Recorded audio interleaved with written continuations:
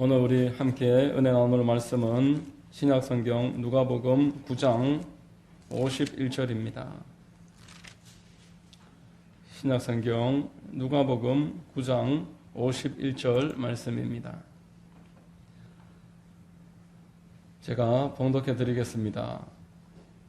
예수께서 승천하실 기약이 차감해 예루살렘을 향하여 올라가기로 굳게 결심하시고 아멘. 할렐루야. 주일 오전 예배 나오신 여러분들 주님 이름으로 환영하고 축복합니다. 자, 우리 옆에 분들과 한번 인사하시겠습니다. 참 잘 오셨습니다. 참 잘 오셨습니다. 만나서 반갑습니다. 저는 오늘 사순절 넷째 주일입니다. 이 사순절에 십자가의 하나님의 결심, 십자가가 하나님의 결심이라는 제목과 주제를 가지고 하나님의 말씀 전하겠습니다. 여러분 모두에게 큰 은혜가 있게 되시기를 바랍니다. 여러분, 오래전에 TV 프로그램 중에서 이휘재 씨가 주연을 했던 그래 결심했어 라는 프로그램이 있었습니다. 그 개그 콘서트가 있기도 훨씬 더 오래전이기 때문에 이 중에는 아는 분들도 계실 거고 모르는 분도 계실 겁니다. 어떤 사건이 일어나는데 그 일에 따라서 똑같은 결과가 있는 것이 아니라 어떤 결과에 결정을 내리느냐, 어떤 선택을 하느냐에 따라서 결과는 180도로 달라질 수 있다는 것을 코믹하게 보여주는 그러한 내용이었습니다. 예를 들어서 A라는 사람과 B라는 사람이 있는데 A라는 사람은 대단히 미인이고 돈도 많습니다. B라는 사람은 그렇게 가진 것이 많지 않지만 사람이 착하고 선합니다. 이쪽하고 결혼했을 때 어떤 결과가 있고 이쪽하고 결혼했을 때 어떤 결과가 있는지 그런 이제 가상의 연극으로 보여주는 프로그램입니다. 회사에서 상사가 질책을 하든지 큰 실수를 했을 때 사표를 확 던져버리고 그냥 간다든지 그렇게 했을 때의 결과, 또 무조건 잘못했다고 빌어서 다시 그 회사에 계속 남을 때의 결과, 이 둘에 대해서 보여주는 그런 내용이었고, 또 대학을 졸업하고 유학에 갈 것인지 아니면은 만나고 있던 여자와 결혼을 해서 직장 생활을 할 때 어떤 결과가 있을 것인지 이런 이야기들을 해주는 내용이었습니다. 여러분, 인생에 많은 선택해야 될 그러한 일들이 우리 앞에 늘 놓여 있습니다. 그리스도인들의 삶에도 마찬가지인 것입니다. 이것을 선택할 것이냐, 저것을 선택할 것이냐, 하나님을 선택할 것이냐, 세상을 선택할 것이냐, 개인으로 봤을 때는 성령을 선택할 것이냐, 육신을 선택할 것이냐, 성령의 소욕과 육신의 소욕이 내 개인의 삶에서 계속 충돌이 일어나는데 내가 어느 것을 선택할 것이냐, 이 선택에 따라서 결과는 다른 것입니다. 갈라디아서 5장 16절 17절에 내가 이르노니 너희는 성령을 따라 행하라. 그리하면 육체의 욕심을 이루지 아니하리라. 육체의 소욕은 성령을 거스르고 성령은 육체를 거스르나니 이 둘이 서로 대적하므로 너희가 원하는 것을 하지 못하게 하려 함이니라 라고 말했습니다. 성령과 육신, 내 개인의 안에서 계속 충돌이 일어난다는 것입니다. 아침에 눈을 떴을 때에도 조금 더 잘 것이냐, 아니면은 성경을 묵상하고 기도할 것이냐, 이게 성령과 육신의 충돌입니다. 여러분, 모든 중요한 일 중에서 결심 없이 되는 일은 결코 없습니다. 여러분, 결심하지 않고 중요한 일을 이루는 일은 결코 없습니다. 결심한다는 것은 그 외에 다른 것들을 포기한다라는 의미입니다. 내가 이것을 하기 위해서 다른 것들은 더 이상 갈등하지 않고 내려놓는다는 그런 뜻입니다. 구약 성경에 룻기라는 책을 참 좋아합니다. 짧아서도 참 통독하기 좋지만 내용이 아주 간단하고 선명해서 참 좋습니다. 이 룻기는 짧아도 분명한 메시지가 담겨 있는 책입니다. 정확한 메시지가 담겨 있습니다. 사람이 어떤 형편에 처할지라도 그 형편 가운데서 하나님을 선택하기만 하면은 살 길이 있다. 그 사람이 아무리 절망적인 상황에 처했을지라도 그 상황 가운데서 하나님을 선택하면 살아갈 길을 하나님이 책임지신다라는 것이 룻기에 담겨있는 메시지입니다. 모압 땅의 두 여인 오르바와 룻이라는 젊은 처자들이 이스라엘에서 건너왔던 그 엘리멜렉과 나오미, 이 두 사람의 며느리가 됩니다. 이 10년 동안 그 모압 땅에서 이스라엘 사람들과 결혼해서 살다가 나오미의 남편 엘리멜렉이 먼저 죽고, 그 다음에 그 두 처자의 남편이었던 기련과 말론이 또 따라서 죽었습니다. 이제 그 집에는 과부만 셋 남았습니다. 시어머니가 며느리를 불렀습니다. 이제 너희들이 내가 이제 뭐 너희들을 책임져 줄 수도 없고 아들도 없으니까 세상을 향해서 가거라. 이제 우리는 이별하자. 이별을 통보합니다. 그 첫째였던 오르바는 조금 망설이는 듯 하다가 그 어머니의 말을 따르는 듯 이제 세상으로 떠났습니다. 그러나 룻이라는 여인은 그 어머니를 통해서 이스라엘의 하나님이 계시다는 것을 알고 어머니들이 지금 이스라엘로 되돌아간다는 것을 알고는 이제 하나님을 선택하는 결정을 내립니다. 룻기 1장 16절로 18절에 룻이 이르되 내게 어머니를 떠나며 어머니를 따르지 말고 돌아가라 강권하지 마옵소서. 어머니께서 가시는 곳에 나도 가고 어머니께서 머무시는 곳에서 나도 머물겠나이다. 어머니의 백성이 나의 백성이 되고 어머니의 하나님이 나의 하나님이 되시리니 어머니께서 죽으시는 곳에서 나도 죽어 거기 묻힐 것이라. 만일 내가 죽는 일 외에 어머니를 떠나면 야훼께서 내게 벌을 내리시고 더 내리시기를 원하나이다 하는지라.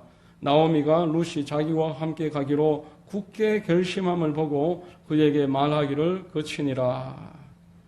룻은 나오미를 통해서 하나님을 만났기 때문에 하나님과 세상 앞에서 하나님을 선택한 것입니다. 여러분, 이 룻은 지금 남편도 없습니다. 자식도 없습니다. 돈도 없습니다. 미래도 없습니다. 아무것도 없습니다. 오로지 그가 있는 것이라고는 가난이 있습니다. 그리고 과부된 시어머니가 있습니다. 이제 이스라엘에 들어가면은 남의 밭 떨어진 이삭 주워서 먹어야 됩니다. 여러분, 남의 밭에서 이삭을 주워와서 시어머니와 함께 나눠 먹어야 되는 그 비정하고 처참한 현실이 룻에게 남아 있었던 것입니다. 그러나 하나님을 선택하고 하나님 안으로 들어온 이 가련한 여인 룻을 하나님은 결코 외면하시지 않으셨습니다. 그 땅의 지주이며 하나님을 경외하고 너그러운 남자 보아스와 결혼하게 하십니다. 그 둘 사이에서 오벳을 낳게 하시고 오벳은 이새를 낳게 하시고 이새는 다윗 왕을 낳습니다. 이 룻은 이방 여인에서 이스라엘 땅으로 들어와서 현실의 생활도 안정을 얻게 되고 또 영적으로도 다윗의 증조모가 되었습니다. 영적으로 하나님이 책임지시고 현실에서도 하나님이 책임지신다라는 분명한 증거의 삶을 보여주었던 것입니다. 아주 처참하게 암흑과 같은 그 사사기의 그 암흑 시대에서 다윗의 시대로 연결고리가 되는 믿음의 사람 룻은 하나님 앞에 굳게 결심했기 때문에 그 선택을 하나님이 기쁘게 받으시고 그에게 은혜를 내리신 것입니다. 여러분, 중요한 일 중에 결심 없이 되는 일은 결코 없습니다. 여러분, 이 세상의 중요한 모든 일은 반드시 결심을 통해서 이루어집니다. 역대하 2장 1절에 솔로몬이 야훼의 이름을 위하여 성전을 건축하고 자기 왕위를 위하여 궁궐 건축하기를 결심하니라 이렇게 말합니다. 그리고 5장 1절에 보면은 솔로몬이 야훼의 전을 위하여 만드는 모든 일을 마친지라 이렇게 말합니다. 솔로몬이 결심했기 때문에 하나님이 그 일이 되게 만들어 주십니다. 솔로몬 홀로 절대로 할 수 없는 일입니다. 연간 15만 명이 20년 동안 동원되어야 이루어지는 일입니다. 아버지가 대대로 물려준 모든 재산과 내가 가지고 있는 모든 재산을 다 해도 할 수 없는 일이고 주변의 나라에서 같이 힘을 보태줄 때만 가능한 일인데 솔로몬이 이 일을 결심했다라는 것이고 하나님이 이 일이 되게 만들어 주셨다라는 것입니다. 여러분, 결심을 하지 않으면은 내 앞에 유혹이 찾아왔을 때, 내 앞에 여러 가지 박해가 있을 때 흔들리게 됩니다. 목표를 상실한 사람은 항상 이리저리 우왕좌왕함으로써 시간이 아무리 많아도 아무 일도 할 수 없습니다. 시간이 많다고 일을 하는 것이 아니라 이 일이 하나님의 일을 맡았을 때 결심함으로써 이 일이 나에게 주어진 사명이라는 것을 깨닫고 그 일에 내가 결심하고 내 스스로를 헌신할 때 그 일을 이루어 주시는 것입니다. 하나님이 그를 귀하게 보시고 그 일을 이루어 가시는 것입니다. 다니엘서 1장 8절에 보면은 다니엘은 뜻을 정하여 왕의 음식과 그가 마시는 포도주로 자기를 더럽히지 아니하리라 하고 자기를 더럽히지 아니하도록 환관장에게 구하니, 이렇게 1장 8절에서 말했습니다. 여러분, BC 605년에 바벨론에 의해서 남유다가 멸망합니다. 605년에서부터 10년 터울로 1차, 2차, 3차 포로로 BC 587년에 남유다가 완전하게 패망합니다. 1차로 포로 끌려갔던 사람들은 귀족 자제들이었습니다. 그 1차 포로 때에 다니엘이 함께 끌려간 것입니다. 그래서 그 왕의 우상을 숭배하게 하고 그 우상의 음식을 먹음으로써 그가 세상과 타협하고 하나님의 사람으로서의 정체성을 잃어버리게 만들려고 우상의 음식을 먹도록 했을 때에 다니엘은 뜻을 정했다라는 것입니다. 나는 하나님 앞에 더러워지는 삶을 살아갈 수 없습니다. 하나님께 나는 분명하게 결심합니다. 하나님, 나를 지켜주시옵소서. 뜻을 정했을 때 1장 9절에서 하나님이 다니엘로 하여금 환관장에게 은혜와 긍휼을 얻게 하신지라. 하나님 앞에 결심하니까 하나님이 그 사람으로 하여금 은혜 받게 하셨다라는 것입니다. 긍휼이 임하게 하셨다는 것입니다. 은혜와 긍휼로 그 땅에서 자기를 더럽히지 않도록 지켜주셨다라는 것입니다. 여러분, 그 수많은 귀족의 자제들 가운데서 다니엘과 세 친구들만 그 땅 가운데서 자기를 지켰습니다. 그들은 하나님 앞에 결심했기 때문입니다. 모든 중요한 일에는 반드시 결심이 필요한 것입니다. 오늘 본문 누가복음 9장 51절에 예수께서 승천하실 기약이 차감해 예루살렘을 향하여 올라가기로 굳게 결심하시고, 예수님이 십자가를 바라보면서 굳게 결심하십니다. 내가 십자가 지리라. 메시지 성경은 9장 51절을 이렇게 표현했습니다. 승천하실 때가 가까워 오자 예수께서 마음을 단단히 먹고 용기를 내어 예루살렘을 향해 길을 떠나셨다. 지금 십자가를 앞두고 예수님이 그저 소풍 가듯이 아무런 마음의 갈등도 없이 그냥 올라가신 게 아닙니다. 예수님은 굳게 마음을 먹으셨고 큰 용기가 필요하셨고 이 일에 결심하셨다라는 것입니다. 예수님이 십자가 지시는 일은 절대로 쉬운 일이 아니었습니다. 예수님이 채찍질 당하시고 못 박히시고 옷 다 벗김 당하시고 이것이 두려웠던 것이 아닙니다. 죄 덩어리가 되는 것이 두려웠고 죄인으로서 하나님과 단절됨이 고통스러웠던 것입니다. 하나님으로부터 외면당하고 하나님에게 진노의 대상이 되어서 하나님이 그 눈을 돌리심으로 영원한 저주 지옥으로 떨어져 사흘 동안 있어야 되는 그 앞에 있을 일을 생각함으로써 예수님은 마음에 깊이 갈등하지 않아야 할 수 없었던 것입니다. 여러분, 우리 주님은 깊이 갈등하심으로써 하나님의 마음을 다시 한번 확인하시고 결심하셨습니다. 내가 십자가 지리라. 여러분, 전통적으로 사순절에는 오락을 금합니다. 사순절에는 결혼식을 하지 않습니다. 결혼식의 사순절 기간에는 어떤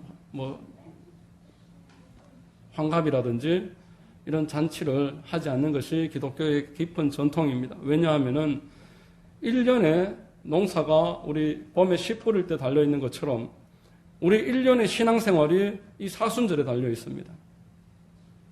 십자가를 깊이 깨닫고 묵상하고 내 마음속에 십자가가 새겨지는 만큼 성도로 살아갈 수가 있는 것입니다. 내 마음의 십자가에 대해서 그 의미를 깨닫는 만큼 우리는 하나님의 자녀로 살아갈 수가 있는 것입니다. 여러분, 예수님은 이 십자가 지시기 위해서 밤새워 통곡하셨습니다. 겟세마네 동산에서 십자가 지시기 전날 피가 땀에 배어서 흘러날 때까지 통곡하면서 기도하셨던 그 하루만 그렇게 기도하신 게 아닙니다. 예수님은 이미 벌써 그 일을 향해서 올라가는 날마다 밤마다 항상 이 일을 위해서 기도하고 결심하고 기도하고 또 결심하고 날마다 하나님 앞에 기도하고 결심했던 것이 겟세마네 동산에서 그 사건이 기록됨으로써 우리가 알게 된 것입니다. 여러분, 우리 주님이 나 한 사람 우리들을 위해서 우리를 살리시기 위해서 그토록 갈등하시면서 결심하셨다는 것을 깨달을 때에 우리 마음이 어떠할까? 우리 마음이 어떠해야 되겠습니까? 하나님 앞에 감동하지 않을 수 없고 하나님 앞에 부끄럽지 않을 수가 없습니다. 제가 이번 주 한 주 내도록 십자가가 하나님의 자기 희생이라는 것을 묵상함으로써 마음이 아프고 눈물을 참을 수가 없었습니다. 통곡하면서 회개하고 또 회개했습니다. 내가 어느 순간 하나님 앞에 하나님의 십자가를 보면서도 감동하지 않고 이렇게 무뎌져 있구나라는 것을 깨닫고 회개하고 또 회개했습니다. 여러분, 십자가를 바라보면서 우리는 우리 하나님이 나를 위해서 어떤 결심을 하셨고 어떤 희생을 하셨는지를 날마다 마음에 되새겨야 되는 것입니다. 이것을 아는 만큼 하나님 사랑할 수 있습니다. 십자가를 아는 만큼 하나님 앞에 감사할 수 있습니다. 그리고 하나님을 위해서 자기 결단을 하면서 살아갈 수가 있는 것입니다. 우리 성도가 하나님 앞에 사랑이 식어가는 이유는 십자가를 묵상하지 않아서 그렇습니다. 우리가 하나님 앞에 감사가 날로 흐려지는 것은 십자가를 깊이 깨닫지 못하고 이것에 대해서 관심을 기울이지 않고 있기 때문에 그렇습니다. 여러분, 십자가를 깊이 묵상하는 만큼 하나님에 대한 신앙의 컬러가 180도로 달라집니다. 이것을 이방원식 신앙, 정몽주식 신앙이다, 이렇게 표현할 수 있습니다. 고려 말에 그 이성계와 그를 따르는 수많은 무리들이 고려 왕을 제거하고 새로운 나라를 세우기로 결심을 했습니다. 그런데 이성계가 볼 때 정몽주라는 저 한 사람 제거하지 못하면은 우리가 대사를 거르치겠다, 걱정스러웠습니다. 그래서 이성계의 5째 아들 이방원이 그 마음을 알고 이제 정몽주를 밤에 자기 집으로 불렀습니다. 회유시키려고, 우리 편으로 끌어들이려고 같이 술잔을 기울이면서 담소도 나누고 사람을 많이 이렇게 부추겨 줬습니다. 그리고 이제 자기 편에 끌어들이려고 시를 한 수 없습니다. 정몽주에게 제가 시를 한 수 읊어드릴 테니 화답해 주시기를 바랍니다. 정몽주가 예, 그러겠습니다. 흔쾌히 답을 했습니다. 이방원이 이때 이제 시를 읊었습니다. 이런들 어떠하리 저런들 어떠하리 만수상 드렁치기 얽혀진들 어떠하리 우리도 이같이 얽혀 100년까지 누리리라. 이 고려왕을 이제 버리고 우리 한번 힘을 모아서 새 출발하십시다. 새로운 나라를 세워서 같이 칡능걸처럼 같이 얽히고 설켜서 편안하게 한 100년 잘 살아보십시다. 이방원이 이 시로서 이렇게 표현을 했습니다. 이것이 그 알려져 있는 하여가라는 시입니다. 이런들 어떠하리 저런들 어떠하리. 이때 정몽주가 단호한 얼굴로 눈을 감고 떠서 화답합니다. 정몽주가 그 자리에서 읊었던 시입니다. 이 몸이 죽고 죽어 100번 고쳐주고 백골이 진토되어 넋이라도 있고 없고 임향한 일편단심이야 가실 줄이 있으랴.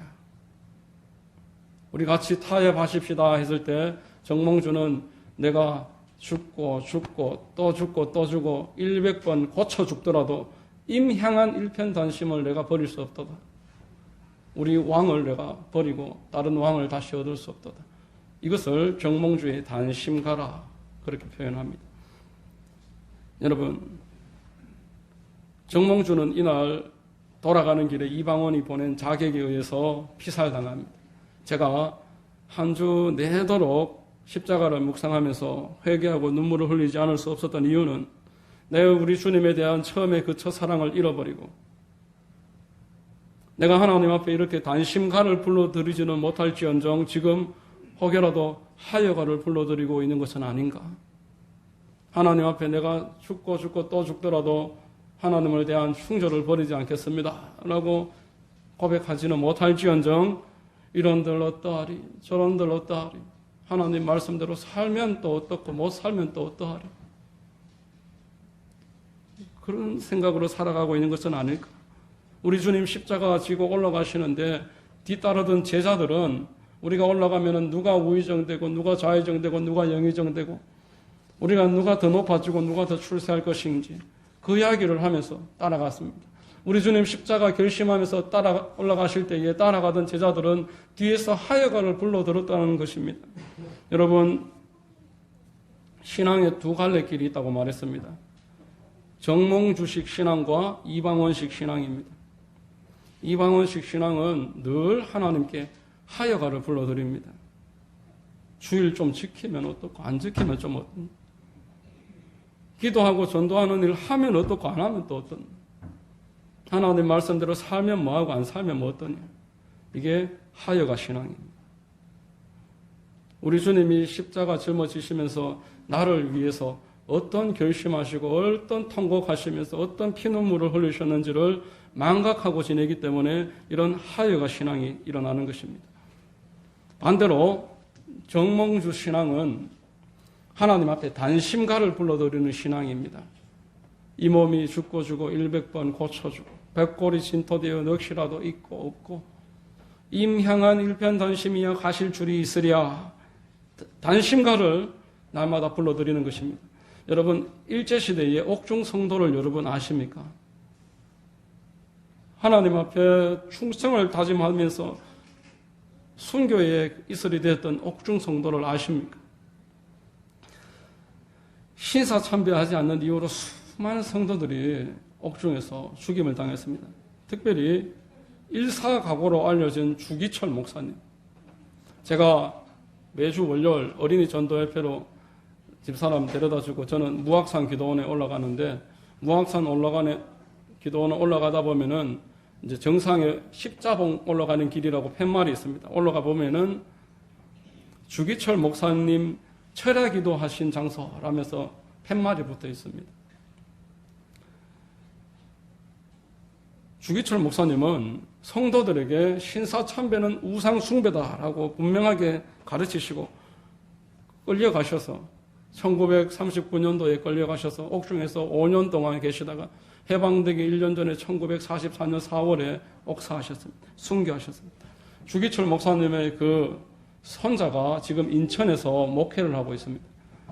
주성중 목사님이 인천에서 목회를 하고 있는데 이 주성중 목사님이 그 아버지에게 전해 들었다는 이야기를 하는 간증을 들어본 적이 있습니다.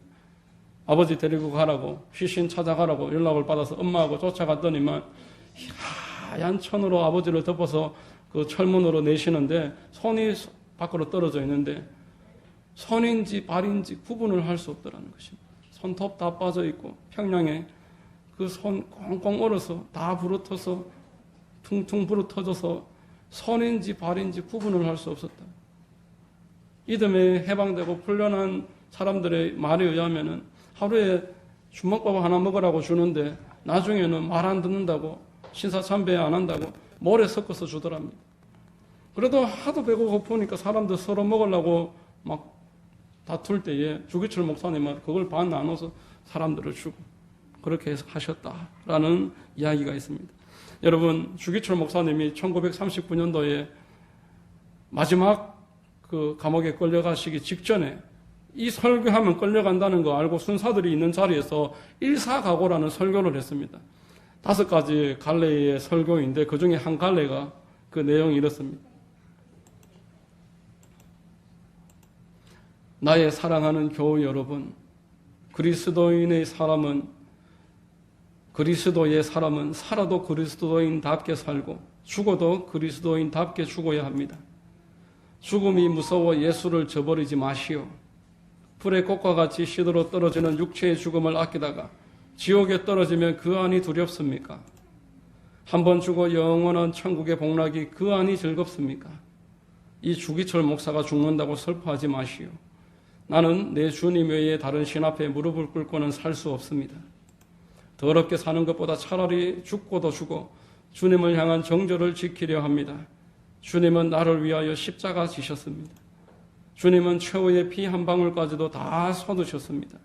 주님은 이렇게 나 위하여 죽으셨거늘 내 어찌 죽음을 무서워하리요.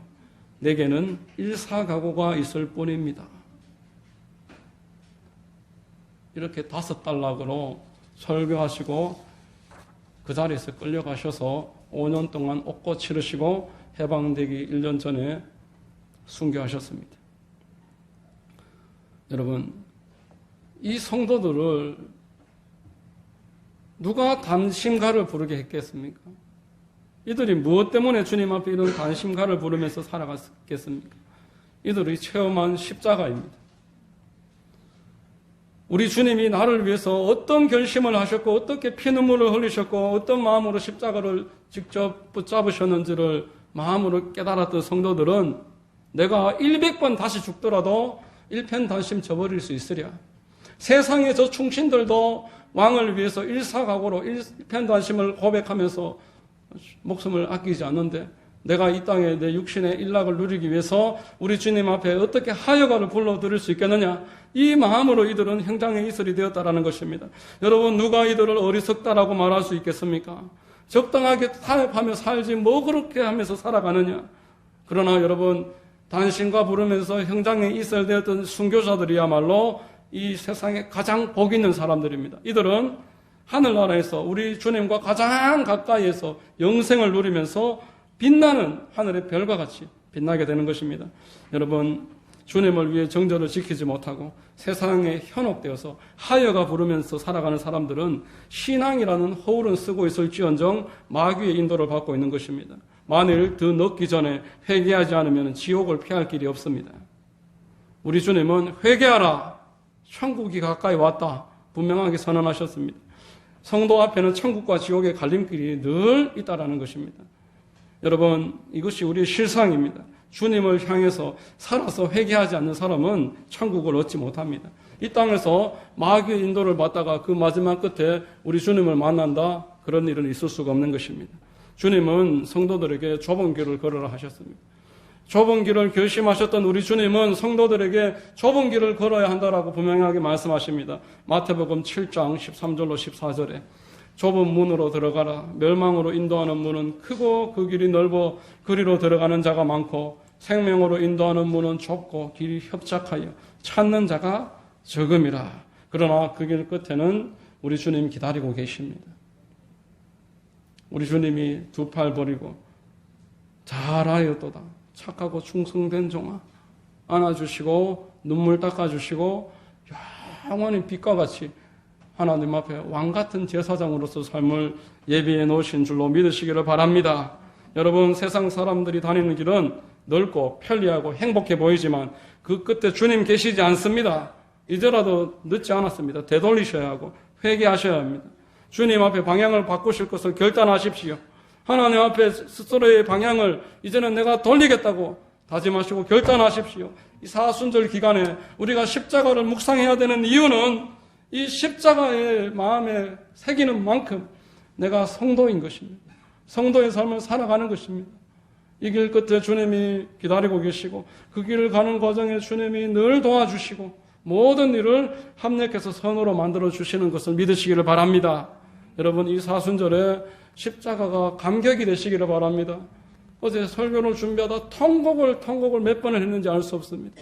우리 주님이 나를 위해서 십자가를 짊어지셨는데 내가 무엇이길래 우리 주님이 나를 위해서 십자가를 짊어지시고, 이 마음이 여러분 모두에게도 다 전달되기를 바랍니다. 여러분들 이 십자가가 영원한 자랑, 기쁨이 되시기를 주의 이름으로 축원드립니다. 기도하겠습니다. 좋으신 하나님, 오늘 십자가는 하나님의 자기 희생이라는 말씀의 주제를 나누었습니다.